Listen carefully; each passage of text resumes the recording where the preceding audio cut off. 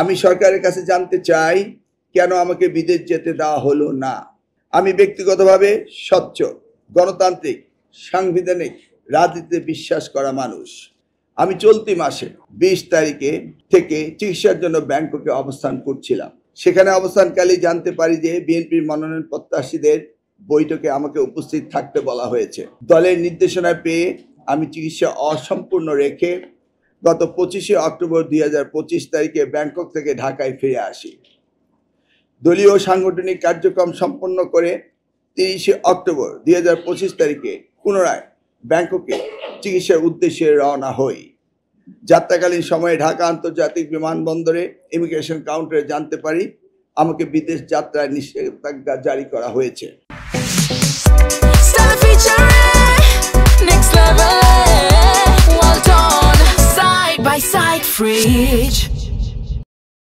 আমি সরকারের কাছে জানতে চাই কেন আমাকে বিদেশ যেতে দেওয়া হলো না।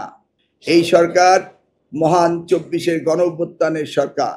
আমার দল বিএনপি শুরু থেকেই মাননীয় প্রধান উপদেষ্টা ডক্টর প্রফেসর ইউনূস ও তার নেতৃত্বাধীন অন্তর্বর্তীকালীন সরকারের সমর্থন দিয়ে আসছে।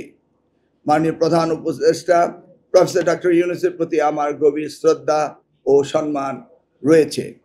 আমি দৃঢ়ভাবে বিশ্বাস করি এই সরকারের কোনো সংস্থা বা বিভাগ কোনো ভুল তথ্য বা ষড়যন্ত্রে বিভ্রান্ত হবেন না এবং আমি সহ দেশের সকল নাগরিকের সাংবিধানিক ও নাগরিক মানবিক অধিকার রক্ষার যথাযথ ব্যবস্থা গ্রহণ করবেন। পরিশেষে বলতে চাই, আমি রাষ্ট্রের প্রতি আনুগত্য ও আইনের শাসন প্রতিষ্ঠায় সর্বদা সচেষ্ট আছি এবং থাকব। রাষ্ট্রের প্রয়োজনে দেশ ও মানুষের কল্যাণে সরকারের সাথে সর্বাঙ্গীন সহযোগিতা করতে প্রস্তুত রয়েছি। সবাইকে ধন্যবাদ।